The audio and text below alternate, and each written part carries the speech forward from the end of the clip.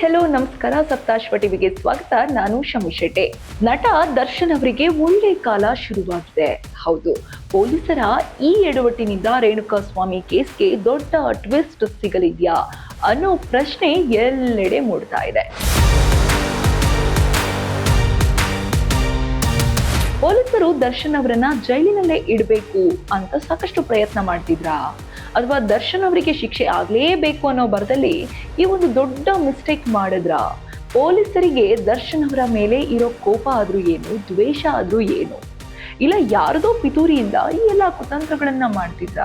ಹಾಗಾದ್ರೆ ಕೋರ್ಟ್ಗೆ ಸುಳ್ಳು ವರದಿ ಮಾಡಿದ್ರ?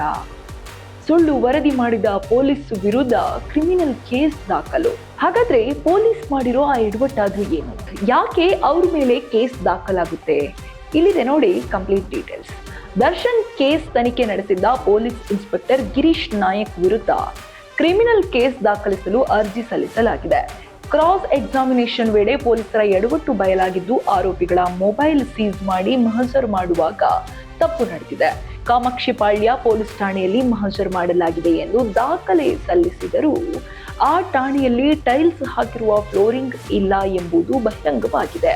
ಪೊಲೀಸರು ಆರೋಪಿಗಳನ್ನು ಬೇರೆ ಜಾಗದಲ್ಲಿ ನಿಲ್ಲಿಸಿ ಅದನ್ನು ಕಾಮಾಕ್ಷಿಪಾಳ್ಯ ಠಾಣೆ ಎಂದು ತೋರಿಸಿರುವುದು ಕೋರ್ಟ್ ಗಮನಕ್ಕೆ ಬಂದಿದೆ. ಹಿರಿಯ ವಕೀಲ ಸುಧನ್ವಾ ಅವರು ಈ ವಿಷಯವನ್ನು ಕೋರ್ಟ್ ಮುಂದೆ ಮಂಡಿಸಿದ್ದು, ಸ್ಥಳ ಪರಿಶೀಲನೆ ನಡೆಸಿ ವರದಿ ನೀಡುವಂತೆ CCH 64 ಕೋರ್ಟ್ ಆದೇಶಿಸಿದೆ. ಹೌದು, ಫೆಬ್ರವರಿ 25ರಂದು ವಕೀಲರ ಸಮ್ಮುಖದಲ್ಲೇ ಕಾಮಾಕ್ಷಿಪಾಳ್ಯ ಪೊಲೀಸ್ ಠಾಣೆ ಪರಿಶೀಲನೆ ನಡೆಯಲಿದೆ. ಒಂದು ವೇಳೆ ಸ್ಥಳ ಬೇರೆ ಜಾಗವಾಗಿರುವುದು ದೃಢಪಟ್ಟರೆ ಇನ್ಸ್ಪೆಕ್ಟರ್ ಗಿರೀಶ್ ನಾಯಕ್ ವಿರುದ್ಧ ಕ್ರಿಮಿನಲ್ ಕೇಸ್ ದಾಖಲಿಸುವಂತೆ ಅರ್ಜಿ ಸಲ್ಲಿಸಲಾಗಿದೆ. ಒಟ್ಟಾರೆ ರೇಣುಕಾಸ್ವಾಮಿ ಪ್ರಕರಣಕ್ಕೆ ಈ ಒಂದು ಘಟನೆ ದೊಡ್ಡ ತಿರುವು ತೆಗೆದುಕೊಳ್ಳುವ ಸಾಧ್ಯತೆ ಇದೆ. ಈ ವಿಷಯ ಅಭಿಮಾನಿಗಳ ಭರವಸೆಗೆ ಬಲ ಸಿಕ್ಕಂತಾಗಿದೆ. ಸುದ್ದಿ ಏನೇ ಇರಲಿ, ಅನ್ಯಾಯ ಆದವರಿಗೆ ನ್ಯಾಯ ಸಿಗಬೇಕು ಅಷ್ಟೇ. ಇದು ಈ ಹೊತ್ತಿನ ವಿಶೇಷ ಸುದ್ದಿ. ಇನ್ನಷ್ಟು ಅಪ್ಡೇಟ್ಸ್ಗಾಗಿ ನೋಡ್ತಾ ಇರಿ ಸಪ್ತಾಶ್ವ ಟಿವಿ.